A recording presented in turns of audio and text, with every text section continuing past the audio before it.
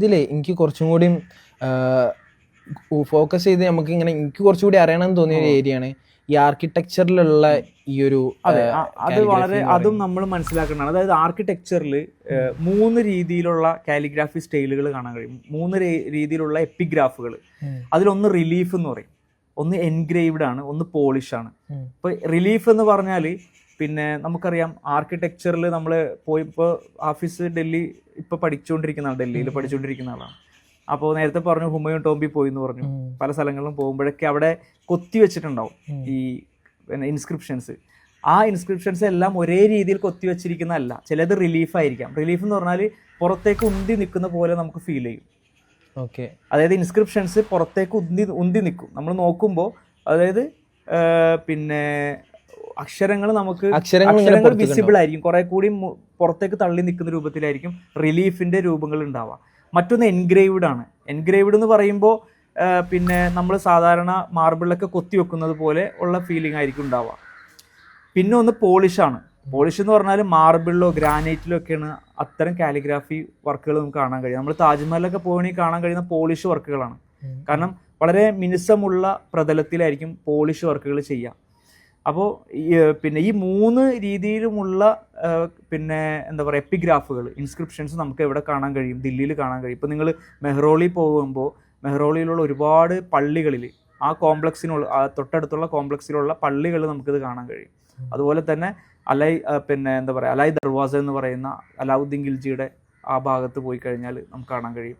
അതുപോലെ തന്നെ പിന്നെ ഡൽഹി റെഡ് ഫോർട്ടിലുണ്ട്. റെഡ് ഫോർട്ടിൽ പോയി കഴിഞ്ഞാൽ കാണാൻ കഴിയും.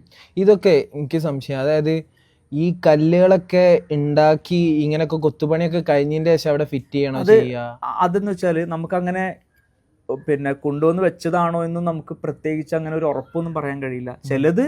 ചിലപ്പോൾ ഓൾറെഡി ഫ്രെയിം ചെയ്ത് വെച്ചത് കൊണ്ടുവന്ന് പ്ലേസ് ചെയ്തതാവാം. ചിലപ്പോൾ ആ മൂമെന്റിൽ അതിന്റെ അവിടെ വെച്ചുകൊണ്ട് അത് ചെയ്തതാവാം. ഈ കുബ്ബന്റെ മുകളില് മിനാരത്തില് ഒക്കെ ഇപ്പൊ കുബ്ബന്റെ അവിടെ ഏറ്റവും മുകളിൽ നമ്മളിങ്ങനെ അടിയിൽ നിന്ന് നോക്കുമ്പോൾ മുകളിൽ ഇങ്ങനെ ഫുള്ള് കാണാലോ. അപ്പൊ അതൊക്കെ എങ്ങനെയായിരിക്കും ഒരു ചെയ്തിട്ടുണ്ടാവും? ഇവര് അത് ചെയ്തിട്ടുണ്ടാവുന്ന വെച്ചാല്, ഒന്ന് ഈ നമ്മളെപ്പോഴും മനസ്സിലാക്കേണ്ടത് ഇവരൊക്കെ കൊണ്ടുവന്നിട്ടുള്ള ആളുകൾ എന്ന് പറയുന്നത് ഇതിലൊക്കെ എക്സ്പേർട്ടുകളായ ആളുകളാണ്. ഞാൻ നേരത്തെ പറഞ്ഞ പോലെ തുർക്കിയിൽ നിന്നും ഇറാനിൽ നിന്നും ഒക്കെ കൊണ്ടുവന്നിട്ടുള്ള ആളുകളെ വെച്ചിട്ടാണ് ഇവരിത് ചെയ്യുന്നത്. അപ്പോൾ അത്രയും എക്സ്പേർട്ടും അത്രയും എക്സ്പീരിയൻസ്ഡ് ആയ ആളുകളെ വെച്ചുകൊണ്ടാണ് ഇതൊക്കെ ചിലപ്പോൾ ഒരു മാസങ്ങളുടെ ടൈം എടുത്തിട്ടായിരിക്കും ഇതൊക്കെ അവർ വർക്ക് ചെയ്യാം. അത്രയും പെർഫെക്ഷൻ ആ വർക്കിന് വരണമെങ്കിൽ മൈന്യൂട്ടായിട്ടുള്ള ഓരോ പോയിന്റുകൾ അവർ നോക്കിയിട്ടായിരിക്കും ചെയ്യുക. അപ്പോൾ ഡോമിൽ ചെയ്യുന്നത്, മിനാരത്തിൽ ചെയ്യുന്നത് അതിന് പ്രത്യേകമായ ആളുകളുണ്ടാവും. അതുപോലെ തന്നെ ഡോമിൽ ചെയ്യുന്നതിന് വേറെ ആളുകളുണ്ടാവും. അപ്പോൾ ഇതിന് തന്നെ ഇപ്പോൾ അത്ര ആൾക്കാർ ഒറ്റ ഇതിൽ വർക്ക് ചെയ്യുന്നുണ്ടാവും. പക്ഷെ നമുക്കൊരു വ്യത്യാസവും ഫീൽ ചെയ്യൂല. കാരണം എന്ന് വെച്ചാൽ പിന്നെ അന്ന് നേരത്തെ ഞാൻ പറഞ്ഞ പോലെ ട്രഡീഷണൽ കാലിഗ്രാഫി എന്ന് പറയുന്നതിന് നമുക്ക് പിന്നെ ട്രഡീഷണൽ കാലിഗ്രാഫി പഠിച്ചാലും അത് സ്ക്രിപ്റ്റഡ് ആയതുകൊണ്ട് ഒരേപോലെ ആയിരിക്കും നമ്മൾ എഴുതാം. മോഡേൺ കാലിഗ്രാഫി പോലെയല്ല ട്രഡീഷണൽ നമ്മൾ ആ ഒരു പാറ്റേൺ ഉണ്ട്, ആ ഒരു റൂൾ ഉണ്ട്. ആ റൂൾ എല്ലാവരും അങ്ങനെ തന്നെ പാലിച്ചാണ് എഴുതുള്ളൂ. പിന്നെ മോണമെന്റ്സിലേക്ക് വരുമ്പോൾ ഒരു പ്രശ്നം നമ്മൾ മനസ്സിലാക്കേണ്ടത്, നമ്മൾ പേപ്പറിൽ എഴുതുന്ന പോലെ എന്തായാലും മോണമെന്റ്സിലുള്ള നിയമാവലികൾ നമുക്ക് പാലിക്കാൻ കഴിയില്ല. പ്രത്യേകിച്ച് കൊത്തിവെക്കുന്ന സമയങ്ങൾ, എപ്പിഗ്രാഫ്, ശിലാലിഖിതങ്ങളൊക്കെ നമ്മൾ ഒരിക്കലും പിന്നെ ഈ പറഞ്ഞ നുക്തകൾ വെച്ചിട്ട് അളവ് വെച്ചിട്ട് നമുക്ക് അതിനെ വിലയിരുത്താൻ കഴിയില്ല. കാരണം അവിടെയൊക്കെ ചിലപ്പോൾ സ്പേസിന്റെ കുറവ് കൊണ്ട് അങ്ങോട്ടും ഇങ്ങോട്ടൊക്കെ വേരിയേഷൻ വരാം. അപ്പോൾ കൃത്യമായിട്ട് തന്നെ അതിന്റെ നിയമാവലികൾ പാലിച്ചു കൊള്ളണമെന്നില്ല. അവിടെയൊക്കെ അങ്ങോട്ടും ഇങ്ങോട്ടൊക്കെ ചെറിയ വ്യത്യാസങ്ങളൊക്കെ എഴുത്തിൽ വരാം. ഇതിന്റെ ഒപ്പം തന്നെ വരുന്ന സാധനമാണല്ലോ ഇപ്പോൾ ഖുറാനോടൊപ്പം. എനിക്ക് ഖുറാനെക്കാട്ടിയും ചിലപ്പോൾ ഖുറാനോ ഹദീസോ എന്ത് ഇൻസ്ക്രിപ്ഷൻസ് ആട്ടെ അതിന്റെ കൂടെ തന്നെ ഏറ്റവും കൂടുതൽ അതിനെക്കാട്ടിയും വരുന്നതാണെങ്കിൽ ഈ മോട്ടീവ്സ് എന്ന് പറയുന്ന ഇങ്ങനെ വെജിറ്റൽ മോട്ടീവ്സ് വരും, ഓർണമെന്റേഷൻസ് വരും. അതായത് ഇപ്പൊ നമ്മള് ഈ മുന്തിരിവള്ളികൾ പടർന്നു കയറുന്ന രൂപത്തിൽ ഖുർആൻ ഡെക്കറേറ്റ് ചെയ്തിരിക്കുന്നത് നമ്മൾ ശ്രദ്ധിച്ചിട്ടുണ്ടാവും. ഖുർആന്റെ പേജുകൾ, ബോർഡേഴ്സ്, അതിനെ നമ്മൾ ഇലുമിനേഷൻ, തെസ്ഹിബ് എന്ന് പറയാം. സ്വർണം ചാലിച്ച സ്വർണ്ണ നിറം കൊണ്ടാണ് അതിനെ നമ്മൾ തെസ്ഹിബ് എന്ന് പറഞ്ഞ ആ വാക്കിന്റെ അർത്ഥം തന്നെ അങ്ങനെയാണ്. അപ്പോൾ ഈ ഖുർആൻ ടു ബി ഡെക്കറേറ്റഡ് എന്നാണ്. ഖുർആൻ എപ്പോഴും ഡെക്കറേറ്റ് ചെയ്ത് വെക്കണം. അതുകൊണ്ടാണ് ഖുർആൻ തുറക്കുമ്പോൾ തന്നെ ഒരു കാലിഗ്രാഫിയാണ് നമ്മളെ വെൽക്കം ചെയ്യുന്നത്, അല്ലേ? ഏത് ഖുർആൻ തുറക്കുമ്പോഴും നമ്മളെ മനസ്സിനെ കുളിർമ കൊള്ളിക്കുന്ന രൂപത്തിലുള്ള ചില വർക്കുകൾ നമുക്ക് ഭയങ്കരമായി ഫീൽ ചെയ്യാറുണ്ട്. അപ്പോൾ എപ്പോഴും നിങ്ങളൊന്ന് ആലോചിച്ച് നോക്കുക, ഈ വർക്കുകളൊന്നും ഇല്ലാത്തൊരു ഖുർആൻ നമ്മുടെ ഇമാജിനിലൊന്ന് കൊണ്ടുവന്ന് നോക്കി. ഇങ്ങനൊരു ഡെക്കറേഷൻ അല്ലാത്ത പേപ്പറിലാണ് ആയത്തുകൾ എഴുതിയിരുന്നെങ്കിലോ നമുക്ക് ഒരിക്കലും ചിലപ്പോൾ അത് ഉൾക്കൊള്ളാൻ കഴിയണമെന്നില്ല. വായിക്കാൻ കഴിയായിരിക്കാം, പക്ഷെ ഈ ഒരു സൗന്ദര്യം, അപ്പം ഞാൻ പറയുന്നത് പിന്നെ ഹദീസിൽ പറഞ്ഞു ഇന്നല്ലാഹ ജമീലുൻ വയുഹിബ്ബുൽ ജമാൽ, അള്ളാഹു സൗന്ദര്യവാനാണ്, ഹീ ലവ്സ് ബ്യൂട്ടി എന്ന് പറയാം. അദ്ദേഹം പിന്നെ പടച്ചവൻ സൗന്ദര്യം ഇഷ്ടപ്പെടുന്നുണ്ട്.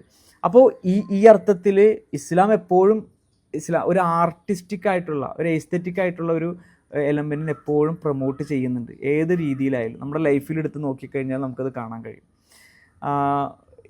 പിന്നെ ആർക്കിടെക്ചറിൽ ഈ പറയുന്നത് ഞാൻ നേരത്തെ പറഞ്ഞ പോലെ 3 കാര്യങ്ങളാണുള്ളത്. ഏത് മോണമെന്റ്സിൽ പോയി കഴിഞ്ഞാലും ഇതിൽ ഏതെങ്കിലും ഒന്ന് നമുക്കവിടെ കാണാൻ കഴിയും. ഒന്ന് റിലീഫ് ആവാം, ഒന്ന് എൻഗ്രേവ്ഡ് ആവാം, ഒന്ന് പോളിഷ് ആവാം. അപ്പോൾ അത് നോക്കിയിട്ട് വേണം നമ്മൾ അതിനൊക്കെ വിലയിരുത്തേണ്ടത്. ഇത് ഏതാണ്? പലപ്പോഴും സംഭവിക്കുന്നത് നമ്മൾ പോയി കാണുന്നുണ്ട്, ഫോട്ടോ എടുക്കുന്നുണ്ട്, പക്ഷെ നമുക്കിത് എന്താണെന്ന് അറിയുന്നില്ല. ഇത് ഏത് സ്റ്റൈലാണ് എഴുതിയിരിക്കുന്നത്? നെസ്ഖ് സ്റ്റൈലാണോ, സുലുസ് സ്റ്റൈലാണോ, കുഫിക് സ്റ്റൈലാണോ? ഏറ്റവും കൂടുതൽ ദില്ലിയിൽ കാണുന്നത് 2 സ്റ്റൈലുകളാണ്. ഒന്ന് നെസ്ഖ്, അതുപോലെ തന്നെ കൂഫിക് സ്റ്റൈലാണ്. പിന്നെ പേർഷ്യൻ സ്റ്റൈലിലും പലപ്പോഴും കാണാൻ സാധിക്കുന്നുണ്ട്. മാർബിളിലാണ് പേർഷ്യൻ സ്റ്റൈൽ അധികം കാണാൻ സാധിക്കുക. കാരണം മാർബിൾ നമ്മൾ മനസ്സിലാക്കേണ്ടത്, ഈ ഡൽഹി സുൽത്താൻമാർ ഏറ്റവും കൂടുതൽ പ്രൊമോട്ട് ചെയ്തത് നെസ്ഖും സുലുസും കഴിഞ്ഞാൽ ഏറ്റവും കൂടുതൽ പ്രൊമോട്ട് ചെയ്തത് പേർഷ്യനാണ്. അതിൽ തന്നെ നമ്മൾ നെസ്താലീക്ക് എന്ന് പറയും. തായ്ലീക്ക് എന്ന് പറഞ്ഞാൽ തൂക്കിയിടുക എന്നാണ്, ഹാങ്ങിങ് സ്റ്റൈൽ എന്നാണ് പറയുക അവരുടെ ഭാഷ, അല്ലെങ്കിൽ അറബിയിൽ.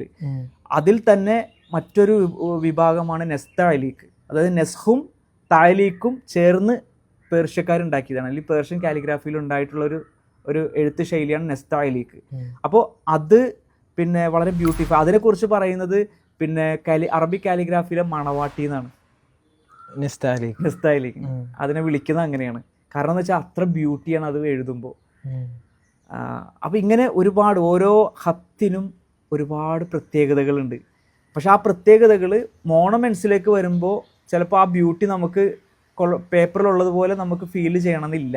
എനിക്ക് ഡൽഹിയിലെ സ്ഥലങ്ങളൊക്കെ ഇങ്ങനെ കാണാൻ പോകുമ്പോൾ എനിക്ക് പലപ്പോഴും ഫീൽ ചെയ്യുന്ന സാധനം ഭയങ്കര എന്തോ ഒരു ഇമാനിക് എനർജി എന്തോ അവിടെ. അതായത് ഇപ്പൊ അവിടെ കുറെ ഖുറാൻ കൊത്തി വെച്ചിട്ടുണ്ടാവും.